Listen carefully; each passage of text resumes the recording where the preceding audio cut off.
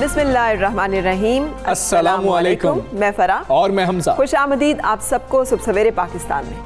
और सुबह सवेरे ठंड बहुत ज़्यादा है आजकल, पूरे मुल्क में ही है। मौसम अच्छा है, आज मौसम अच्छा है। मैं तो कहता हूँ कि वीकेंड जो कल का दिन था, कल बारिश हुई, मौसम बहुत बेहतर हो गया। और एक उम्मीद थी हमें फरा, वो उम्मीद ये थी कि धुंध ख़त्म हो जाएगी, लेकिन ऐसा नहीं हुआ। बारिश के बावजूद आज भी धुंध है, उतनी नहीं है लेकिन आज भी धुंध है। अच्छा, कल तो इतना डर लग रहा था क्योंकि लाहौर एयरपोर्ट भी बंद था शदीद धुंध की वजह से। फिर इतनी धुंध थी कि अगर आप सफ़र इख्तियार करें ना तो एक घंटा आप एक्स्ट्रा रखें, क्योंकि इतनी लंबी कतारें होती हैं। जब मोटरवे अगर 12 घंटे बंद रहे, रात को बंद कर दी जाए जल्दी, जैसे पिछले दिनों हो रहा था, तो सुबह जब खुलती है ना तो इतनी लंबी लाइनें होती हैं कि हमजा भी मुझसे पूछ रहे थे, इस दिन हमजा ने भी निकलना था कि क्या सूरत हाल है, कि 1-1.5 घंटा आपको टोल प्लाजा क्रॉस करने में ही लग जाता है।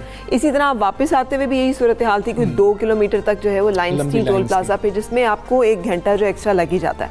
उसके अलावा जो रास्ता है, मुझे कल ऐसे लग रहा था अल्लाह ताला ने हमारी मुश्किल कोई आसान की कि पूरे जैसे कहना चाहिए ना, मोटरवे पे खूब बारिश थी और बड़ी तेज़ बारिश थी। शहरों में शायद उतनी नहीं हो रही थी जब क्योंकि आप जिस अपनी डेस्टिनेशन से निकले वहाँ पर भी इतनी बारिश नहीं थी, और जब आप अपनी डेस्टिनेशन पे पहुँच गए वहाँ भी नहीं एहसास हुआ कि बारिश इतनी बारिश उधर बहुत ज़्यादा हुई। हाँ, उधर बहुत ज़्यादा हुई, जिसका अच्छा फ़ायदा तो हुआ है, लेकिन इसके बावजूद इन दिनों में एहतियात जो है वो बहुत ज़रूरी है, क्योंकि नहीं मालूम कि किस वक्त, जैसे हमजा कह रहे थे सुबह भी धुंध है, खिलाफ तवक्को या खिलाफ उम्मीद हल्की सही मगर मौजूद तो है, तो किसी भी वक्त बढ़ सकती है। सो प्लीज़ बहुत एहतियात करें। फराज, मैं यही बात कर रहा था कि जो ट्रैवल करने का दौरानिया वो बहुत महदूद हो गया। हमने पिछले 3-4 दिनों में देखा कि 12-1 बजे तक तो अच्छी खासी धुंध रही, और फिर 4:30-5 बजे से फिर धुंध शुरू होगी, तो दौरानिया बहुत कम है। और एहतियात बहुत ज़्यादा कीजिए, ख़ास तौर पे जब आप कोई लंबा सफ़र कर रहे हैं, एहतियात करें।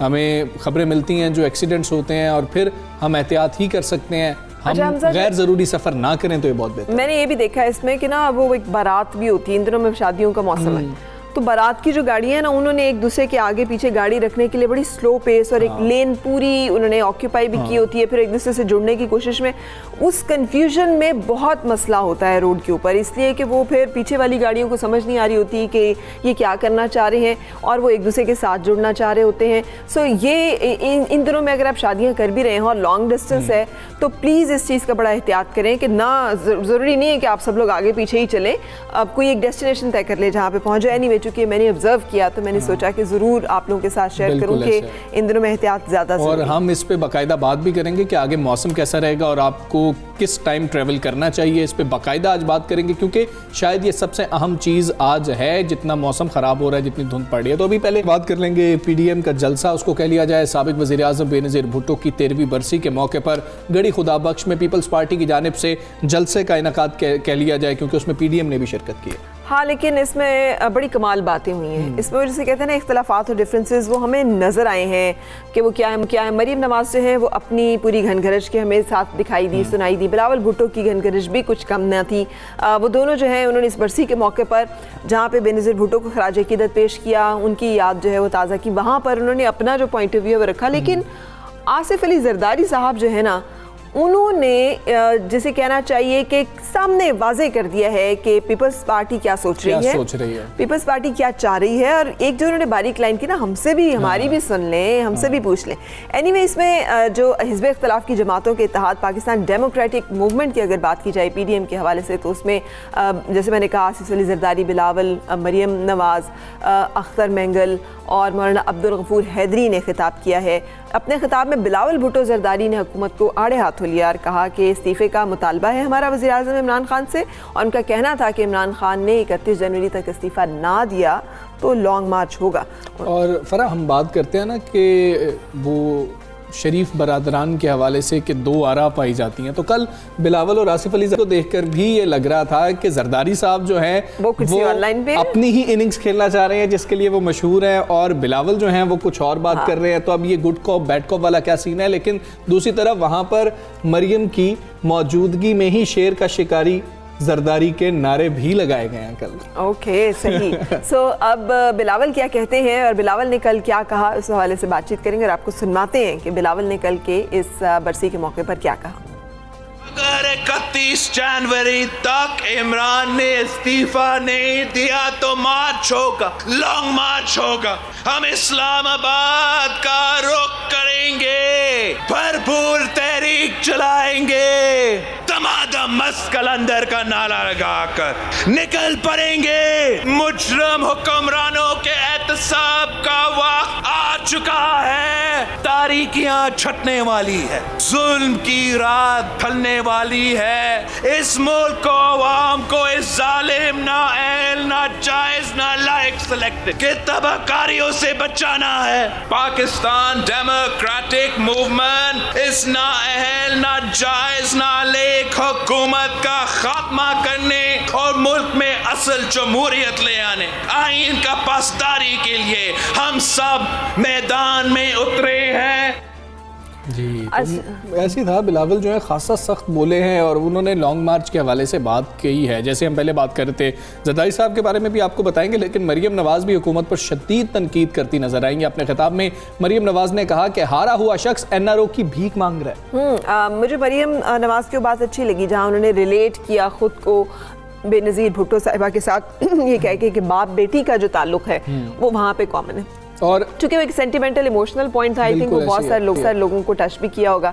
लेकिन उन्होंने जो कहा ना कि जटाई से कहते हैं मेरे पास जादू का चिराग नहीं है, दूरबीन लगाकर PDM के जलसे देखते हैं, बच्चों की अहलियत यह है कि आपको तिगनी का नाच नचा दिया, आपकी रातों की नींदें हराम कर दी, महंगाई को घर भेजने के लिए इमरान खान को घर भेजना जरूरी है। ये बातें भी उन्होंने उसी सेंटिमेंटल और इमोशनल फील के साथ, बच्चों वाली उन्होंने बात की ना कि आपको तिगनी का नाच नचा दिया, तो बिलावल भी पीछे से क्लैप कर रहे थे। खैर, मरीम नवाज क्या कहा आपको वो सुनाते हैं। एक हारा हुआ शख्स, एक शिकस्त खोरदा शख्स, उससे कोई भी बात करो तो कहता था NRO नहीं दूंगा।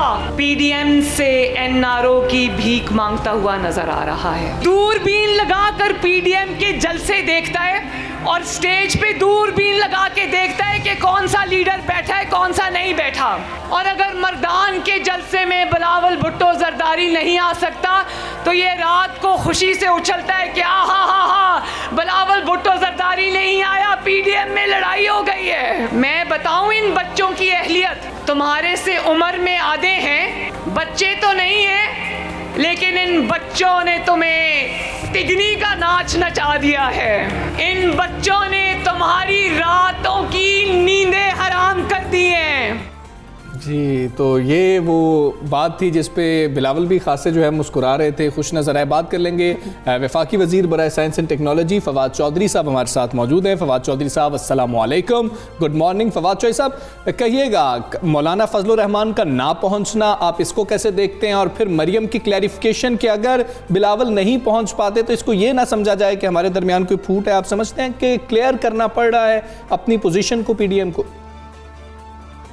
देखिए, सबसे पहले तो आपने मरियम बीबी की ये जो अभी तकरीर सुनाई है जी, तो पहला सवाल ये बनता है कि मरियम बीबी हैं कौन, उनकी अहलियत क्या है। क्या इस 2020 जब खत्म हो रहा है और दुनिया में बादशाहतें जब खत्म हो रही हैं, क्या पाकिस्तान में हम सल्तनतें रिवाइव करने जा रहे हैं? क्या दुनिया का 5वां बड़ा मुल्क, मुस्लिम दुनिया की वाहिद एटमी ताकत, इसकी जो प्राइम मिनिस्टरशिप है ये कोई इंटर्नशिप है जो हमने पुराने वजीर आजमों के बच्चों को बतौर तोहफा देनी है कि वो तशरीफ लाएं, अपनी पहली नौकरी जो है वो पाकिस्तान की वजारत उज़्मा से शुरू करें, और इस कॉम्प्लेक्स रीजन के जहाँ पाकिस्तान है, इन बच्चों को, इन लोगों को, इन्होंने जिंदगी में एक किताब नहीं पढ़ी, इन्होंने जिंदगी में कभी कोई काम नहीं किया, इन्होंने जिंदगी में अपना किचन तक खुद नहीं चलाया, अब्बू के पास सारी उम्र रही है। इनकी ये जुर्रत कैसे हुई कि ये एक जलसे से खिताब फरमाती फिरें, अपने आप को पाकिस्तान के प्राइम मिनिस्टर के कैंडिडेट के तौर पे पेश करें और इमरान खान को चैलेंज करें। ये सारे लोग जो इस वक्त जमा हुए हैं अपने अब्बुओं की पैसों को बचाने के लिए आप एक एफर्ट कर रहे हैं, लेकिन इन लोगों को पाकिस्तान के वजीर आजम के ओहदे के लिए पेश करना, ये पाकिस्तान की तौहीन है, पाकिस्तान की आवाम की तौहीन। जहाँ तक PDM का ताल्लुक है, सियासत करना तो हर एक का हक है, तो PDM की पार्टीज हैं उनका भी हक है, लेकिन मसला ये है आपकी जो तहरीक है ना उसका कुछ जमहूरी उसमें कुछ असलूब है, ना उसका कोई कॉन्स्टिट्यूशनल एस्पेक्ट है। जब एक तहरीक इसका ना वो जमहूरी हो ना वो आईनी हो, वो कैसे चल सकती है? लिहाजा इसीलिए वो अपनी मौत खुद मरा। ठीक है, फवाद चौधरी साहब ये भी फरमाइएगा, आसिफ अली जरदारी साहब कुछ और कहते और समझाते दिखाई दिए, किसको समझा रहे थे वो, और जो वो समझा रहे थे क्या वो आपको लगता है वो थॉट प्रिवेल करेगी और आइंदा आने वाले सेनेट इलेक्शंस जो हैं वो कितने अहम हैं? उन्होंने एक और बात भी की कि हमने तो परवेज़ मुशर्रफ को प्रेसिडेंट हाउस से निकाल दिया था, तो ये न्याजी क्या चीज़ है? तो उनकी इस कॉमेंट के ऊपर भी आप क्या फरमाएंगे? क्या पिद्दी और क्या पिद्दी का शोरबा। मुशर्रफ को जिन्होंने निकाला था उनका सबको पता है, और मुशर्रफ साहब के ऊपर तनकीद करते हुए तो उनको शर्म आनी चाहिए। ये तो उनका गलत पॉलिटिकल फैसला था कि उन्होंने दोबारा जरदारी को चांस दिया कि वो यहाँ पर आके हुकूमत बना सके, लेकिन उसके नतीजे में जरदारी साहब तो इतने माशाल्लाह महान सियासतदान हैं। एक वफाकी जमात जिसकी जो लीडर थी, जो बेनज़ीर भुट्टो जिसकी लीडर थी, जो चारों सूबों की जंजीर थी, जो वफाक की अलामत थी, जरदारी साहब ने 5 साल में उस पार्टी को तबाह बर्बाद कर दिया। वो पार्टी वफाक की पार्टी से पहले सिंध की पार्टी बनी और अब बड़ी तेजी से सुकड़ के अंदरूनी सिंध की पार्टी बन के रह गई। इतने वो महान सियासतदान और इतने महान स्ट्रेटेजिशियन। बिल्कुल ठीक। फवाद चौधरी साहब ये फरमा दीजिएगा कि इस वक्त अपोजिशन बहुत ज़्यादा तनकीद कर रही है, खासतौर पे मरियम नवाज साहिबा की बात कर लीजिए। आप इंटर्नशिप की बात कर रहे थे, वो वजीर आजम के इस बयान को कि बगैर तैयारी के हुकूमत में नहीं आना चाहिए, उसको खासा तनकीद का निशाना बना रहे हैं कि आपकी तैयारी नहीं थी तो आप क्यों आए? देखिए, वजीर आजम किसी भी बयान को आप उठा के आधा बताएं और आधा कॉन्टेक्स्ट बताएं ना, तो उसको घुमाया जा सकता है। और वज़ीर आज़म के बयान को भी यही, इसके साथ भी यही हुआ है। वज़ीर आज़म एक बहुत इम्पोर्टेंट रिफॉर्म की बात कर रहे थे, और वो बात कर रहे थे कि ट्रांजिशन कैसे होनी चाहिए और ट्रांजिशन से पहले किस तरह से ब्रीफिंग जो होनी चाहिए, ताकि जब आप हुकूमत में आएँ तो आपको एग्जैक्टली पता हो कि क्या मामला है। मिसाल के तौर के ऊपर, अगर हुकूमत में आप नहीं आते तो आपको कभी पता नहीं चलता कि पाकिस्तान के बिजली के मुआहदे किस कीमत पे हुए हैं, और आपकी बिजली जब महंगी होगी और आपको पता ही नहीं कि आप इसके पीछे मामला क्या है, वजहात क्या है, तो आप कैसे उसको डिटरमिन करेंगे। अमेरिका में आप वो सदर बनने से पहले ये तमाम ब्रीफिंग की जाती हैं ताकि आप एग्जैक्टली मसाइल से आगाह हो। लेकिन बहरहाल दोबारा जिस तरह मैंने कहा, मरियम नवाज कौन होती है तनकीद करने वाली? उनकी क्या पॉलिटिकल हैसियत, उनकी क्या है, उनकी वैसे तजुर्बा क्या है? उन्होंने मुझे आप बताइए ना कि एक खातून जिन्होंने जिंदगी में कभी अपना किचन तक खुद ना चलाया हो, जिन्होंने जिंदगी में कभी कोई नौकरी ना की हो, कुछ ना किया हो, सवाए जेवर पहनने के, महंगे मेकअप करने के, महंगे कपड़े पहनने के, उनकी क्या क्वालिफिकेशन? और मैं तो जरूरत पे हैरान होता हूँ कि वो पहली नौकरी करना चाहती हैं पाकिस्तान के वज़ीर आज़म की, और पाकिस्तान के लोगों का भी, जो लोग इनके जलसों में भी जाते हैं। खैर, इसीलिए आपने देखा कि लाहौर, गुजरांवाला लोगों ने बड़ा मुस्तरद किया और हर जगह के ऊपर जो है वो मुस्तरद हुए, लेकिन बहरहाल जो लोग जाते भी हैं उनकी अकल पे भी मातम ही किया जाता। बिल्कुल ठीक है। वफाकी वजीर बराए science and technology Fawad Chaudhry साहब सुबह सवेरे पाकिस्तान से बात कर रहे थे, बहुत शुक्रिया आपका। और अब मिल के बात करेंगे, इन तमाम जलसों की एक सैड पार्ट ये है कि ये उस टाइम पे हो रहे हैं जब पूरी दुनिया को एक ऐसी वबा ने अपने घेरे में लिया हुआ है जिसमें समाजी फासला सबसे बेहतरीन और इफेक्टिव, जिसे कहना चाहिए ना, SOP है, जिसको नज़रअंदाज किया जा रहा है। बिल्कुल, वज़ीर आला सिंध मौजूद थे, मैं उनको देख रहा था पूरे जलसे में कि वो वहाँ पर मौजूद हैं, और सिंध के अंदर जो आप देखती हैं कि अखबारों में ऐड भी आते हैं कि गैर ज़रूरी बाहर ना निकलें, स्कूल बंद हैं, कारोबार के लिए ये शराइत हैं। बड़ा इज्तिमा था और बड़े इज्तिमा में वज़ीर आला सिंध साहब स्टेज पे खड़े होकर मुआयना कर रहे थे, जबकि ये ज़हन में रहे कि नई किस्म का कोरोना वायरस जो है ये बरतानिया से यूरोप, जापान और कनाडा में भी फैलने लग पड़ा है। फ्रांसीसी वजारत सेहत ने तस्दीक की है कि बरतानिया से फ्रांस आने वाले शख्स में नए कोरोना वायरस की तशखीस हो गई है। उधर सऊदी अरब के वलीअहद शहजादा मोहम्मद बिन सलमान ने कोरोना वैक्सीन लगवा ली है। स्पेन में फाइजर और बायोएनटेक की वैक्सीन लगाना भी शुरू कर दी गई है। स्पेन 12 हफ्तों में वैक्सीन की 45 लाख खुराकें हासिल कर लेगा। और इसके बारे में बहुत सारे और ऐसे ममालिक हैं जिनके बारे में बात की जा रही है कि वहाँ फाइजर वैक्सीन जो है वो लगाने का अमल शुरू हो चुका है। जिसके हम जानते हैं बरतानिया वो पहला मुल्क थे जिसने कि फाइजर वैक्सीन जो है वो लगाना शुरू की थी। और अब हम बात कर लें तो मेक्सिको में भी जो फाइजर वैक्सीन है उसे लगाने का अमल शुरू कर दिया गया। अब अर्जेंटीना ने भी वैक्सीन हासिल कर ली है। और ये जो नई किस्म है इसकी जो बात हो रही है रोज़ाना की बुनियाद पे बल्कि घंटों की बुनियाद पे पता लगता है कि फ़लाँ मुल्क में भी वो किस्म फैल गई, फ़लाँ मुल्क में भी किस्म फैल गई। जबकि कोरोना के बाद अगर पाकिस्तान की बात कर ली जाए तो यहाँ पर थमने का नाम नहीं ले रहे हैं। मुल्क भर में कोरोना मजीद 55 जाने ले गया। और अगर गुज़िश्ता 24 घंटों की बात कर ली जाए तो 1974 नए केसेस भी रिपोर्ट हुए हैं। एनसीओसी के मुताबिक मुल्क भर में कोरोना के एक्टिव केसेस की तादाद 39,488 है। इसका मतलब ये है कि बड़ी तेज़ी से फैलाव हो रहा है। और वजह यही है कि हम नज़रअंदाज करते हैं SOPs को। शादियाँ हो रही हैं हमजा, और मैं देख रही हूँ कि लोगों का ये नज़रिया है कि कोई बात नहीं है, कुछ नहीं होता, एक मौका है खुशी का, ये भी हम ना करें। और वो उस तमाम हकूमती जो एक हिदायत हैं या फिर समझे महकमा सेहत की या दुनिया की जो एक हिदायत है सबको नज़रअंदाज करते हुए अपनी और लोगों की जान से। और हम दूसरी लहर को जितना बता रहे हैं कि ये सख्त है या शदीद होगी उतना हम जो है एहतियात का दामन भी छोड़ते जा रहे हैं। जो पहली लहर में हमने एहतियात की थी हम शायद उसका 10% भी एहतियात नहीं कर रहे। ये जो आंखों से मैं देख सकता हूं, मैंने तो यही देखा कि लोग बिल्कुल एहतियात नहीं कर रहे। जी, तो इस हवाले से हम बातचीत करेंगे chairman corona expert AD group doctor Mahmood Shaukat से। अस्सलाम वालेकुम doctor Mahmood Shaukat and good morning.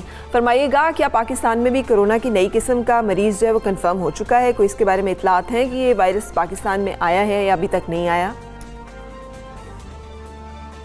देखिए, ये जो डिक्लेरेशन होती है कि कोई नई वायरस की किस्म आ गई, उसके लिए आपको बहुत सा काम करना पड़ता है। उनकी सारी जीनोम आपको स्टडी करनी पड़ती है। फ़िलहाल जो ख़बर गर्दिश कर रही है वो डॉक्टर अताउर रहमान के रेफरेंस से है जिन्होंने डाउ यूनिवर्सिटी के साथ, लेकिन वो ये म्यूटेशन नहीं है।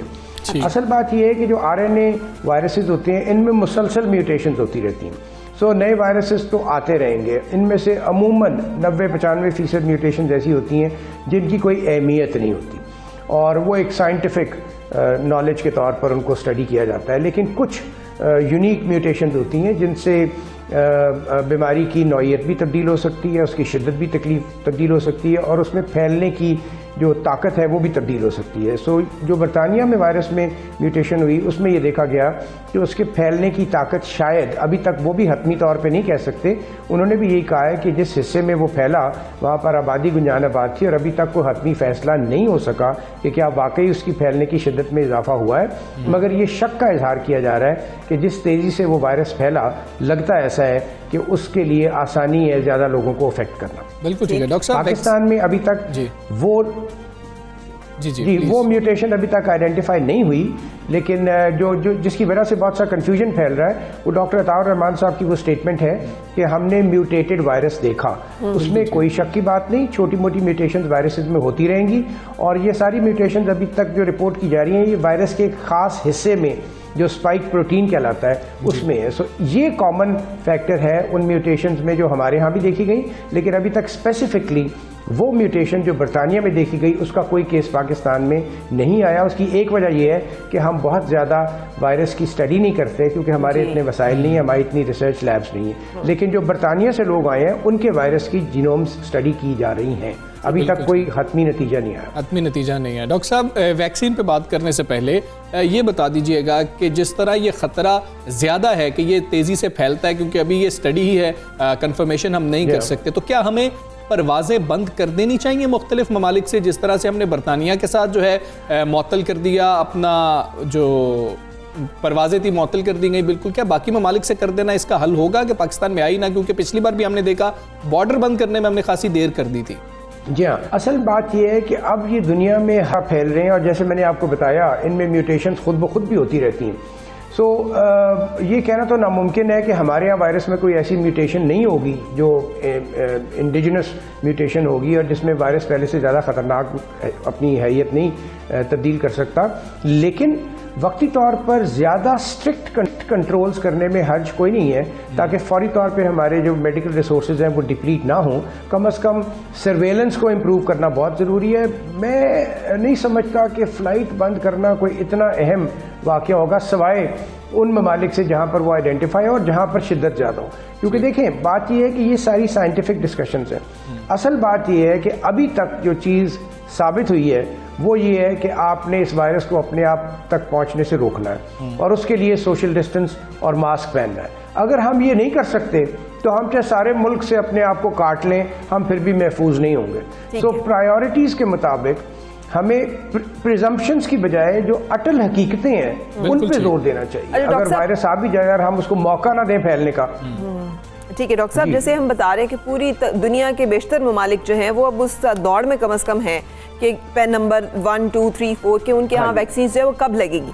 पाकिस्तान में कब तक हम तवक्को और उम्मीद रखें कि वैक्सीनेशन का अमल शुरू हो सकता है? और दूसरा ये कि ये जो वैक्सीन अब बन रही हैं, ये जितनी तेज़ी से म्यूटेट कर रहा है और इसके वेरिएंट्स सामने आ रहे हैं, ये वैक्सीन्स उन तमाम बदलते हुए वायरसेस पर भी असरअंदाज होंगी, उनके लिए भी मौसर होंगी, या फिर ये वायरस जो है ये फ्लू वायरस की तरह हर 2, 4, 6 महीने के बाद या हर सीजन में लगानी पड़ेगी हमें?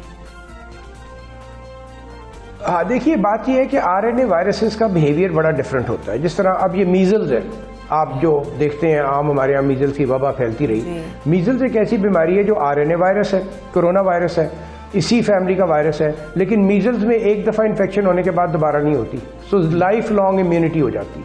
जबकि बाकी फ्लू भी एक कोरोना वायरस है, ये जो सार्स था वो भी कोरोना वायरस था। इनमें इम्यूनिटी होती ज़रूर है, लेकिन ये आपको पता है कि एक एक साल में भी लोगों को फ्लू 2-2, 3-3 दफ़ा भी हो जाता है। सो ये कहना बहुत मुश्किल है कि ये वायरस कैसे बिहेव करेगा, इसकी इम्यूनिटी लॉन्ग लास्टिंग होगी या नहीं होगी। ये वो डिस्कशन है जो हम अभी कर नहीं सकते, क्योंकि इसके लिए हमको वक्त दरकार है। इसके लिए हमें इसका बिहेवियर और लोगों की इम्यूनिटी का बिहेवियर स्टडी करना दरकार है, जो कि सारी दुनिया में हो रहा है। और अब रिपोर्ट्स आ रही हैं कि सार्स वायरस की भी 15-15, 20-20 साल बाद लोगों में टी सेल पाए जाते हैं, बी सेल पाए जाते हैं।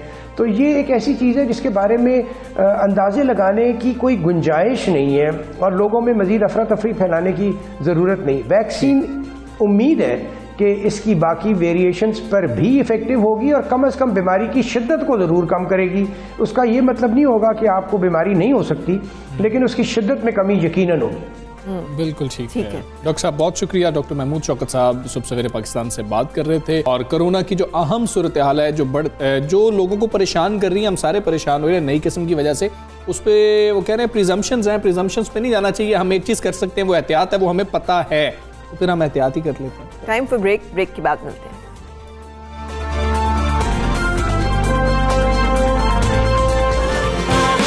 सुबह सवेरे